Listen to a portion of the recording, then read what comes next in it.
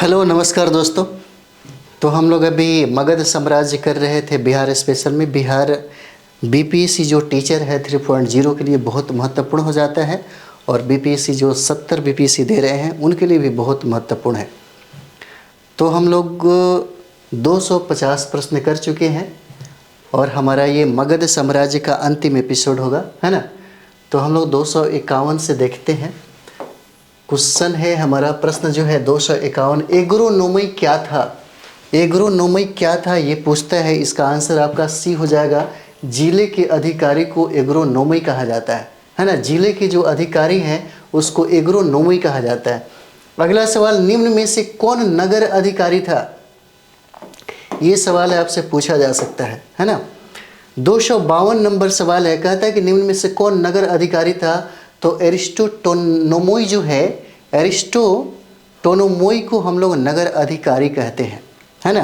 कहता है कि मौर्यों की प्रशासनिक व्यवस्था में नगर प्रशासन का सर्वाधिक जो विवरण है किसके विवरण से मिलता है। यह बहुत इंपॉर्टेंट है। 253 बहुत वीवीआई है। 253 जो है बहुत वीवीआई है। और मेगास्थनीज के जो ग्रंथ है जिसको हम लोग इंडिका कहते हैं, इसी इंडिका से बहुत सारा जो जानकारी है प्रशासन का, नगर प्रशासन का, है ना, प्रशासनिक व्यवस्था का, मौर्यों की प्रशासनिक व्यवस्था का सबसे ज़्यादा जानकारी का स्रोत मेगास्थनीज का इंडिका हो जाता है।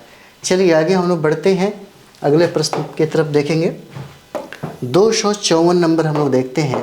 कहता है कि मेगास्थनीज ने नगर प्रशासन हेतु 5-5 व्यक्तियों की कितनी समितियों का, है ना, विवरण दिया है। 254 नंबर देखिएगा बहुत वीवीआई है ना। 254 नंबर कितना हो जाएगा, तो 6 हो जाता है ना। चलिए आगे बढ़ते हैं, अगला सवाल है 255 नंबर हम लोग देखेंगे। यहाँ पे कहता है कि मौर्य शासन काल में फौजदारी न्यायालय को क्या कहा जाता है, पूछा जा सकता है ना। 255 नंबर क्या हो जाएगा, तो कंटक शोधन कहा जाता है। फौजदारी न्यायालय को मौर्यों के समय में कंटक शोधन कहा जाता है।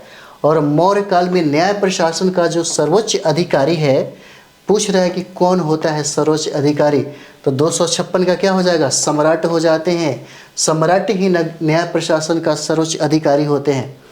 अर्थशास्त्र का संपूर्ण, है ना, अध्याय कंटक शोधन अदालत विषय पर लिखा गया था। बहुत इंपॉर्टेंट है। 257 नंबर जो है इसका आंसर चतुर्थ हो जाता है। चतुर्थ अध्याय में कंटक शोधन अदालत जो है पर विषय लिखा गया है।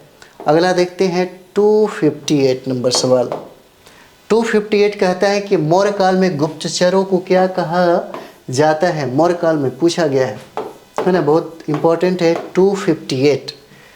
258 नंबर सवाल देखिएगा। गुप्तचरों को गुड पुरुष कहा जाता है ना, गुड पुरुष कहा जाता है, बहुत वीवीआई है। कौटिल्य ने किसे राजा की आंख कहा था, है ना। 259 नंबर सवाल क्या हो जाएगा, तो 259 में देखिए राजा की आंख जो है गुप्तचर को कहा गया है ना। आंसर सी हो जाएगा। अगला, मौर्य काल में अर्थशास्त्र का प्रमुख आधार क्या था। 260 नंबर क्या हो जाएगा, प्रमुख आधार क्या है, तो कृषि हो जाएगा, है ना। आंसर क्या है, ए हो जाता है, कृषि। चलिए आगे बढ़ते हैं। 261 नंबर सवाल। कृषि, पशुपालन, व्यापार, वाणिज्य आदि को सम्मिलित रूप से अर्थशास्त्र में क्या कहा गया है, बहुत इंपॉर्टेंट है। और सम्मिलित रूप से इन सभी को वार्ता कहा गया है ना। आंसर ए हो जाएगा, वार्ता। मौर्य काल में कर की दर क्या थी, है ना। 262 नंबर, कर की दर क्या हो जाता है, 1/6, है ना, 1/6 हो जाएगा। और निम्न में से कौन सा शहर मौर्य काल में रेशम उद्योग हेतु प्रसिद्ध था। 263 नंबर सवाल, है ना, कौन हो जाएगा, तो प्रसिद्ध था, बी और सी हो जाएगा। काशी और पुंडरू जो है यह रेशम उद्योग के लिए बहुत ही ज़्यादा प्रसिद्ध था। चलिए अगला सवाल देखेंगे। 264 नंबर सवाल हम लोग देखेंगे। 64 कहता है कि मौर्य काल में कौन सा शहर जो है मलमल उत्पादन हेतु प्रसिद्ध था। बहुत इंपॉर्टेंट है 264, और इसको बंग जो है मौर्य के काल में बहुत ही ज़्यादा प्रसिद्ध था मलमल के लिए। चलिए आगे देखते हैं। 265 नंबर हम लोग देखेंगे, है ना। यहाँ पे देख सकते हैं 265 कहता है कि मौर्य काल में रेशम कहाँ से मंगाई जाती थी। 265 265 क्या हो जाएगा?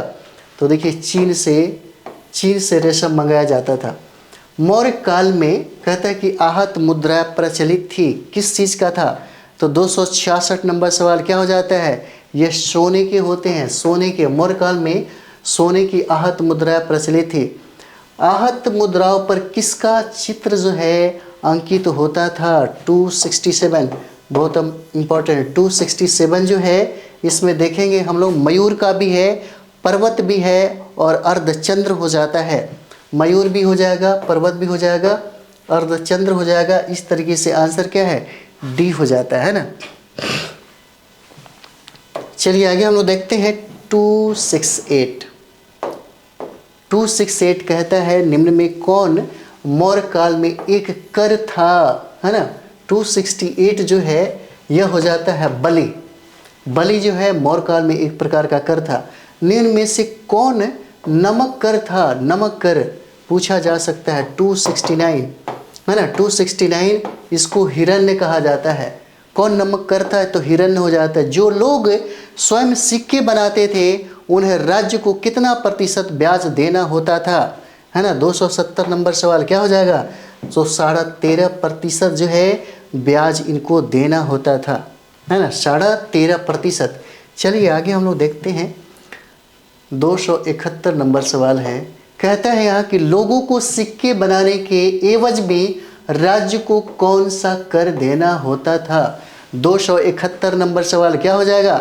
तो यहाँ पे देखिएगा ये हो जाएगा रूपिका और परीक्षण। ये जो कर है यही देना होता था, बी और सी। मौर्य काल में भूस्वामी को क्या कहा जाता था? भूस्वामी को, है ना। 72 नंबर सवाल है, बहुत इंपॉर्टेंट है, पूछा जा सकता है। तो ये क्षेत्रक कहा जाता है ना। क्षेत्रक। मौर्य काल में भूस्वामी को क्या कहते हैं? क्षेत्रक कहते हैं, है ना। मौर्य काल में काश्तकार को क्या कहा जाता है? 273 नंबर सवाल क्या हो जाएगा? काश्तकार को क्या कहते हैं? उपवास कहा जाता है ना। आंसर क्या है? ये हो जाएगा उपवास। चलिए आगे हम लोग बढ़ते हैं। 274 नंबर सवाल है, 274 है ना।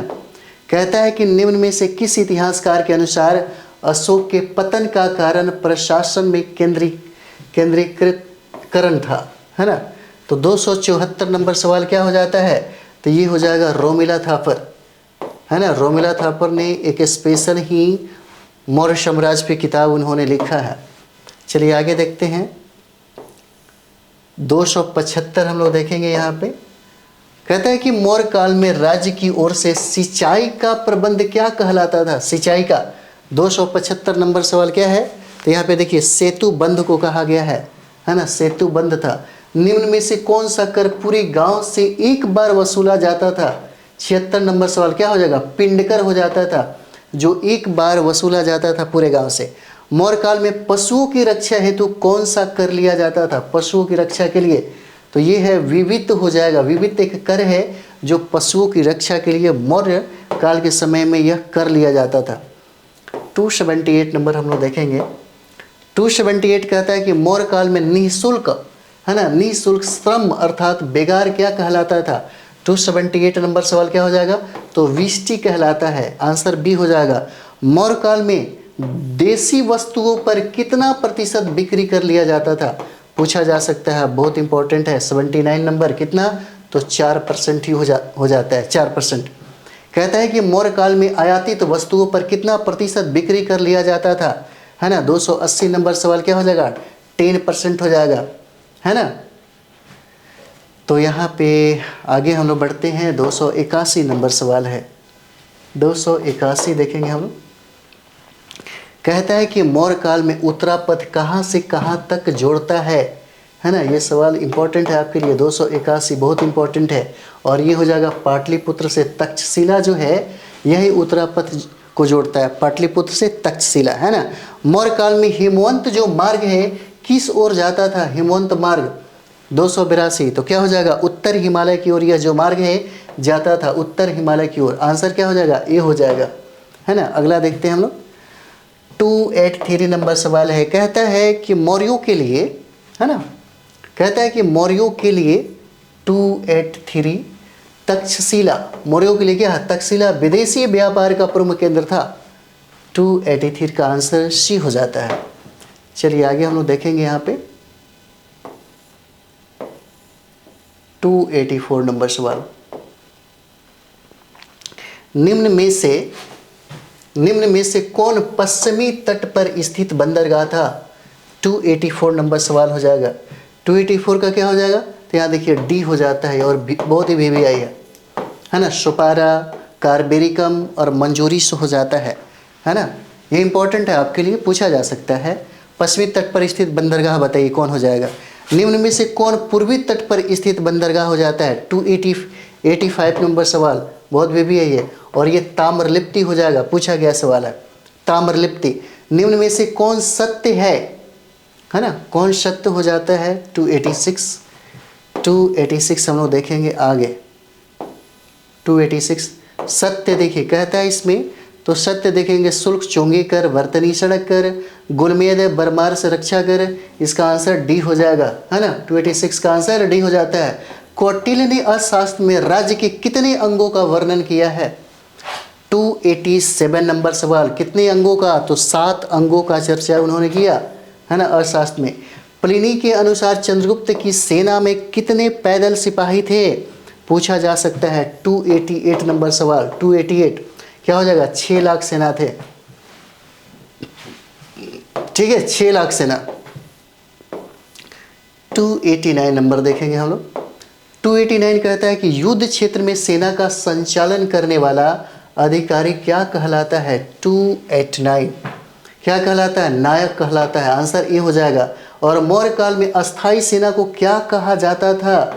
290 बहुत इंपॉर्टेंट है आपके लिए, और इसको मॉल कहा जाता है, मॉल। 91 देखेंगे, मौर्य काल में जंगली सेना को क्या कहा जाता था? जंगली सेना को, तो जंगली सेना जो है पूछा जा सकता है, इसको अटावी बल कहा जाता है ना, अटावी बल कहा जाता है, याद रखेंगे आप सभी लोग। चलिए आगे हम लोग देखते हैं 292 मौर्य काल में किराए की सेना को क्या कहा जाता था? है ना, किराए की सेना को क्या कहा जाता था? 292 का, तो ये देखिए भ्रीतक कहा जाता है, भ्रीतक। और मौर्यों की राजकीय मुद्रा क्या थी? राजकीय मुद्रा क्या थी? 93 का, बहुत VVI है, इसको हम लोग पन कहते हैं, बहुत VVI है, इम्पॉर्टेंट है ये आपके लिए, है ना, इम्पॉर्टेंट है। चलिए आगे देखते हैं हम लोग 294। चलिए यहाँ पे देखते हैं हम लोग 294 नंबर सवाल है, कौटिल्य ने अर्थशास्त्र में किसकी चर्चा की है? अर्थशास्त्र में किसकी चर्चा की है 294 का? तो यहाँ पे देखिएगा, ये ब्राह्मण की भी चर्चा किया, वैश्य का भी चर्चा किया, शूद्र का भी चर्चा किया, ABC तीनों हो जाता है। 95 हम लोग देखेंगे, किसका उल्लेख अशोक के शिलालेखों में हुआ है ना, किसका उल्लेख जो है। और 95 का नंबर क्या हो जाएगा?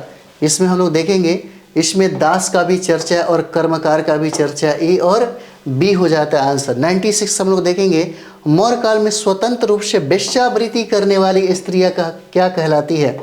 इंपॉर्टेंट है। 96 नंबर सवाल क्या हो जाएगा? तो ये देखिए रूपा जीवा कहा जाता है। जो स्वतंत्र रूप से वेश्यावृत्ति करती हैं उन महिलाओं को रूपा जीवा कहा जाता है ना।